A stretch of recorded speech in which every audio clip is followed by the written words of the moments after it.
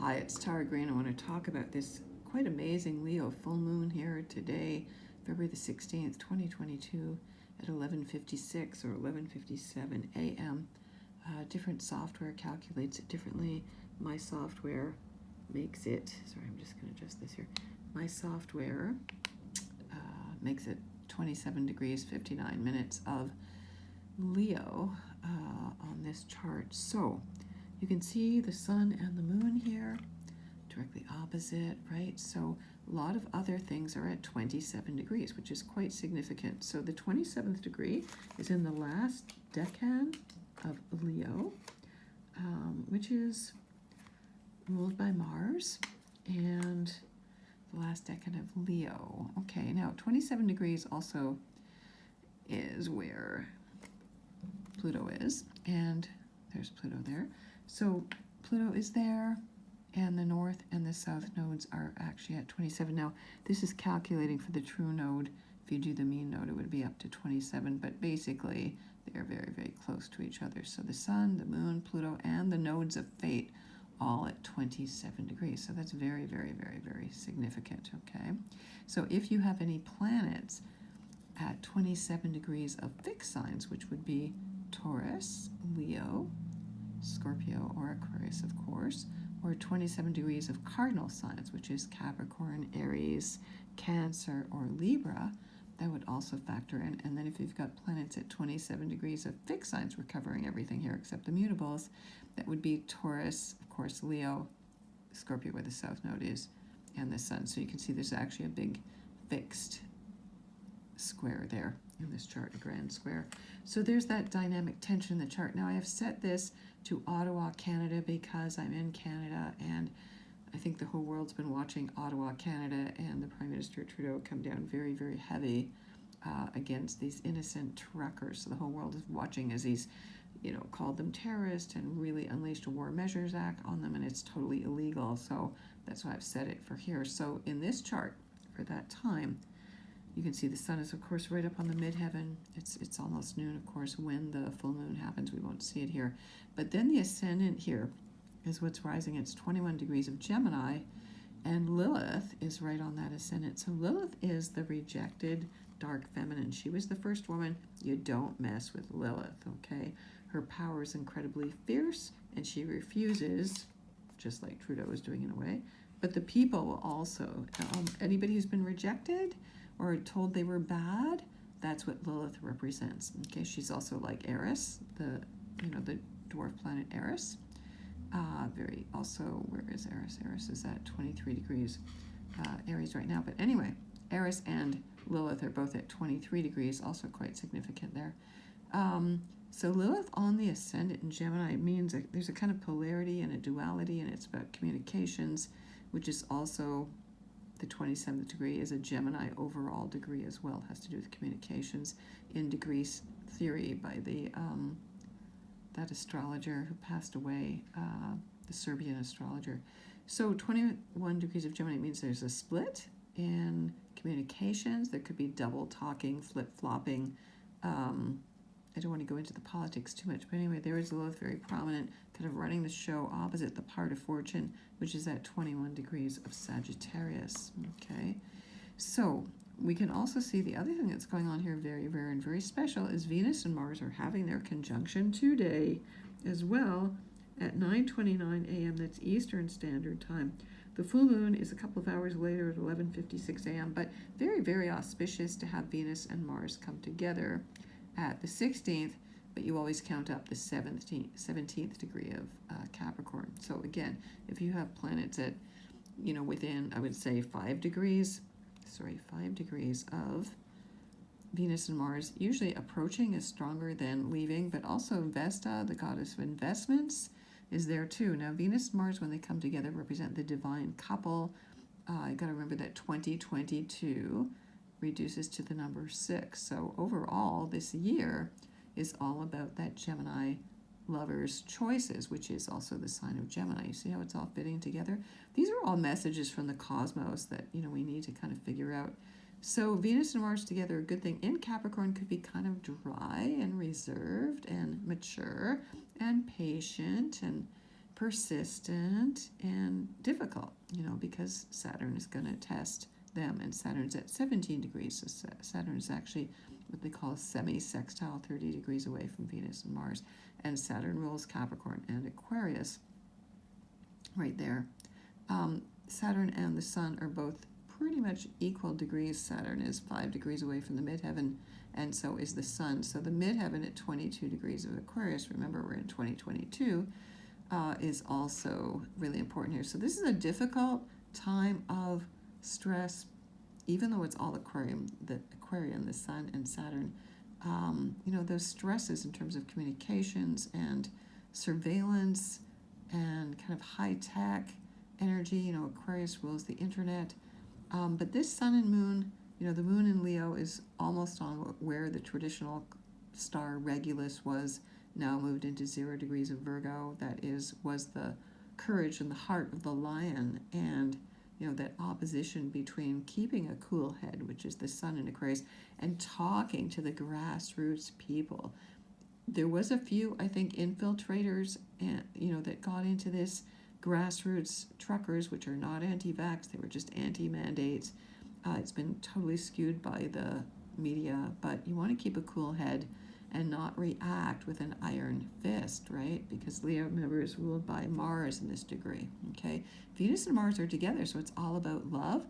It's all about communications. It's all about talking things over. I mean, this could have all been resolved if they had wanted it to, very easily. But Trudeau looks weak, and it was all very surreptitious anyway. So these are nodal. The nodes are squaring the Sun and the Moon, of course. This is a very fateful time. Again, that 27th degree of Scorpio. A time of releasing. It's in the 6th house of work, of service, of servants, people like truckers who serve the public. Health as well. This is about a health issue, allegedly, and kind of daily lives and communities. And this is a community thing. Now it's spawned protests all over the world. Aquarius, remember, is the sign of protest. So there's going to be more protests. There's going to be more taking to task. There's going to be more restrictions tried to be put forward by governments, but at the same time, I think the powers that be realize that more people have woken up and they are aware because of the internet of what's really going on. So the North Node in Taurus in the 12th house, I think a lot of powerful people are going to be kind of trying to cover their assets there. There's also rumors that there's going to be a global crash financially coming, and we're only days away here. I'm still going to do my big article about America's Pluto return. I think I've waited this long just because I want to really get a sense for it. So Pluto's already on the degree of the U.S. first Pluto return, where Pluto was on July the 4th, 1776.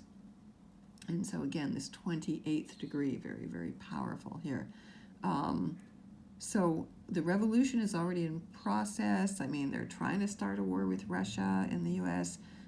There is kind of two factions, again, that sense of duality, like that's what the Lovers is all about. You either go with, the other side of the Lovers is the devil, right? So there's choices. Do you believe in just what the world tells you? Do you believe in, being in fear? That's what the devil is. Do you believe in fear? Do you believe in splitting people up? That's Gemini. Do you believe in flip-flopping from one thing to another? Or do you believe in unity and oneness? And ultimately, hopefully, I'm praying to Durga, who is a goddess, an Indian goddess who rides a lion. That's Leo's symbol.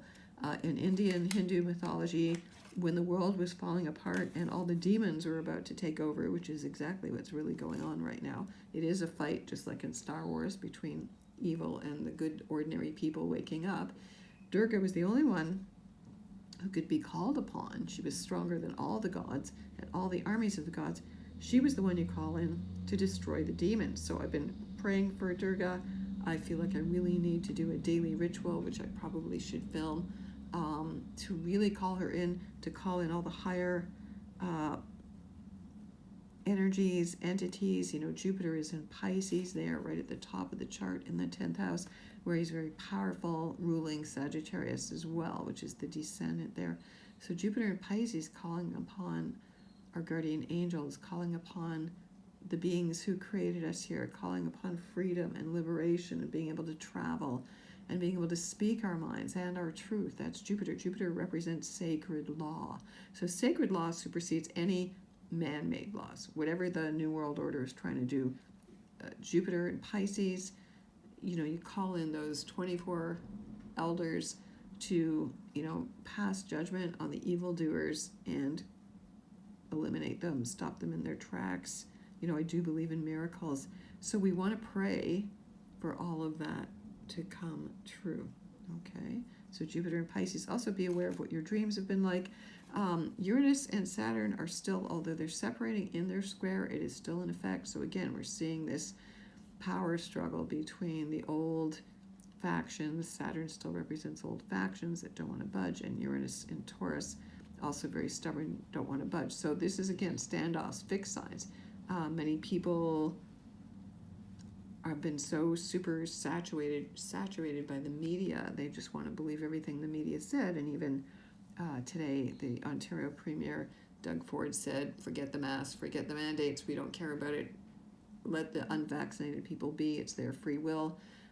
In a total turnaround when the day before when he backed up Trudeau, but I think he's seen the polls that the whole world's come down on Trudeau and everybody's watching Canada, so he wants to win in June. So as long as he sticks with it, and the New World Order cannot gain an inch because they are trying to steal money. They've confiscated, they've frozen, they just changed the laws. We have to wake up to the fact that the governments, the kings and the queens have always ruled everybody else, okay? And that's what we need to wake up to. They've always been, at any moment, can change the law, can dictate whatever they want. We've been living in this kind of lull of a, I'm an old 60s hippie, that, you can be free. It's just like the communist regime now, you know what I mean? Make as much money as you want, and then you won't complain about how we control you. Except now there's a big move that's been put forward, maybe a little bit before it's time, to try to control everybody and for the New World Order to take over. And this is really important that people wake up now, okay? The news is out there. There are freedom fighters, there are doctors, nurses. They're trying to now make you crazy because so many people have been caught in that fear. That's the opposite of love, okay? Carl Jung said there are only two emotions, love or fear. If you're in fear all the time, your whole limbic system, your brain, you're on PTSD, your whole adrenal system is shot. I mean, yeah, you're like a deer in the headlights. So whatever you've been programmed in, when you've been fear, it's very hard to get out of that state. But you have to start to breathe. You have to do those. There's vagus nerves now. People know how to do this. Is because everybody's PTSD. We are all PTSD from the moment we're born, pretty much. We carry the trauma of our mothers, our grandmothers, because we were all cells in there when they were first conceived, back through time. So think about the unimaginable horror shows, slavery, deaths, difficult deaths, struggles, poverty, right through history. Life has always been hard. That's Saturn. Life has always been hard. This is the first time ever that people have, so many people have lived in this much luxury and ease. Even if you're at the bottom of the bottom, you're at the, you're a black woman, that would be the bottommost rung in America, and you're a single mother and you're living in poverty, in some ways you're still better off than millions of other people in the world, right? And people have all been, okay? So we need to wake up to that fact, okay? And so if this is Aquarius, the age of Aquarius. The other thing about Venus and Mars, I was going to do a workshop today, but I've been just so strung out with the energy going on in the world here. You can imagine, I'm an empath, so I feel it all. I'm going to postpone that workshop until March the 2nd because Venus and Mars are going to come together again for a very rare second time on March the 3rd. And so I'm going to postpone the workshop till then because there's also a bunch of amazing, actually they come together on the 5th, but there's also on the 3rd, Venus and Mars meet Pluto. There was a new moon at 12 degrees of Pisces conjunct Jupiter on the 2nd. There's a whole bunch of amazing aspects. Venus and Mars are going to meet on the 5th or on the 6th, depending on where you are, at 0 degrees of Aquarius, really reigniting that December 21st, 2021 union of Jupiter and Saturn. I know it seems like forever ago because our time is so distorted with all these COVID lockdowns. So that 0 degrees of Aquarius point is very, very powerful, and Venus and Mars meeting there again. They don't usually meet twice in a year. I'm going to do a workshop about that. And then, of course, what I'm looking forward to is Pluto entering that degree of Aquarius in 2023, 2024. That's, for me, when the age of Aquarius really starts for the next 20 years after that. But anyway, let's get back to this. So the squares there. So it's really Sun, Moon, the ego, the intuition, facing off between the nodes of fate. So South Node in Scorpio, releasing old programs, old unconscious issues, old past life issues where you had a bad death, a bad ending, calling in your animal spirits, calling in the leopards. I just saw the symbol of the leopard appearing, leopards, cheetahs, jaguar medicines, the most powerful instinctive medicine there is. Remember, this is also the full moon in Leo. Really doing the work to release anything in the past that is keeping you from being fully present in the now, so you can really see what's going on. Okay. North Node in Taurus, so paying attention to your body, to your gut instincts, and Taurus rules the throat, so it is about speaking your truth, standing your ground, not backing down. Taurus is literally grassroots, beefy cows, bulls eat grass. So this is a grassroots, that's like Aquarius kind of energy here, that's what these symbols are all about. In the tarot, the degree for 27 Leo, it's the last deck, and is the Seven of Wands. So if you want to work with that deck, you would also work with the symbol of Leo, which in the tarot is either the number 8 or 11, strength. It's strength. Of course, Leo represents the heart, so to stay in our hearts. It was just Valentine's Day. I hope you had a nice Valentine's Day, whether you celebrated or not. Staying in our hearts, staying open in our hearts, being very creative and self-expressive and joyous and happy. It's ironic that Leo full moon happens for us here up in February, when it's usually very cold and wintry, and we're usually kind of blot out because the winter's gone on for too long. But it's time to party with the moon in Leo. So wearing your heart in your sleeve, and not being afraid to be dramatic for what you really believe in, for what's in your heart, and speak your truth and shout it out, and don't be afraid. You're in unity when you're speaking your truth. Okay. Death, rebirth, transformation, major South Node and Scorpio issues. Okay. So Mercury, 1 degree of Aquarius, just started its journey back to Aquarius. Juno, the feminine form of genius there, conjunct Mercury, so this is the ability to see in all the different directions at once. Juno is Jupiter's wife in traditional astrology. In the month of June is named in her honor. And then again, the sun. So what makes us shine the brightest, and what makes us feel free? Aquarius, more than anything, is always about freedom, and this kind of idealistic, traditionally, kind of like with the I Ching, the famous Chinese book of oracles, would call the superior man or the superior philosophy, because it's, of course, sounds very sexist, the I Ching. What makes us free? Rebellion, freedom, rebelling against the status quo, listening to what's unique for you, but honoring everybody's uniqueness. Everybody has an equal but not superseding identity, need, Maslow's hierarchy of needs there. Everybody has the same needs and wants. We're all people. Basically, we don't want to be robots. I know, as much as I kind of like Elon Musk, and I find it really fascinating, his Starlink thing is not really a good thing, and blasting off the planet is not the solution either.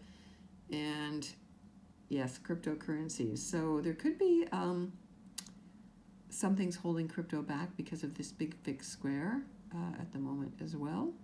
And then Neptune up there at 21 of Pisces. So Neptune is sextiling Vesta there. So again, Vesta represents investments. Invest in your body, invest in your dreams. Pay attention to your dreams, especially during these times with Jupiter and Pisces, because dreams, intuition, empathy, compassion is empathized, but also addictions, right? And lots of people are so addicted and so in denial, and all of that Pisces kind of energy. Chiron, the wounded healer. Can't leave without talking about Chiron. I think I was dreaming about Chiron and noting that, Chiron transits are extremely powerful. I don't think Chiron is really given enough due. Really, he was the original healer, the wounded healer. And in ancient Greece, the myth of Chiron is that he taught Asclepius, who was a real human, and Asclepius founded these dream healing temples in Greece, and there were hundreds of them all over Greece. I think there's still, a few temples remaining. And if you were sick, if you'd been PTSD from being at war or whatever, physically ill, mentally ill, emotionally ill, you would go to the Asclepion, and you would be listened to by these different physicians. You would be given some kind of magic plant medicine, whatever they were using in Greece at that time, mushrooms or datura. And you would stay in this Asclepion and wait until you had the healing dream. So the total belief that, the ancestors, the gods, the goddesses, or what they called the daemon, which was like an angel. Your daemon was your healing angel, would come and deliver you from sickness into health. And I know that this works. I mean, my husband's life was saved actually by a dream like that. He almost died from brain encephalitis in Indonesia. Psyche, the asteroid Psyche, is actually also opposite in between Jupiter and Pisces. So Psyche in Virgo at the 15th degree, a very powerful degree as well, trining Venus and Mars, and trining Uranus. So even though you can't see it there is a big grand trine. So that would be from Psyche, trusting our gut instincts very much so, to Venus and Mars, to Uranus, trining that. So I would call that a grand trine. So bringing the psyche into the body, from out of the body, from the ethers, that's Jupiter and Pisces, Neptune and Pisces, seeing through the projections, the illusions, the delusions, the fear, all of our own unconscious shit, let's put it that way, digesting it, really understanding what's going on. All of this is here to feed us. We don't want to waste opportunities to learn, to grow, to move on. Okay. Let's see what else we've got here. Again, Ceres, the Great Mother, at 1 degree of Gemini in the 12th house in this chart. Ceres in Gemini is nurturing our minds, how we communicate, how we listen, how we debate. Again, we were always able to listen to somebody else's opinion and go, you do you and I do me, mutual respect. Okay, we need to get back to that. Okay, nobody's really better or knows more than anybody else. I don't care what your degrees are or what the science says. Okay, ultimately you have to judge for yourself what's right for you. All right, so if you want to get in touch with me, I'm at taratarot.com.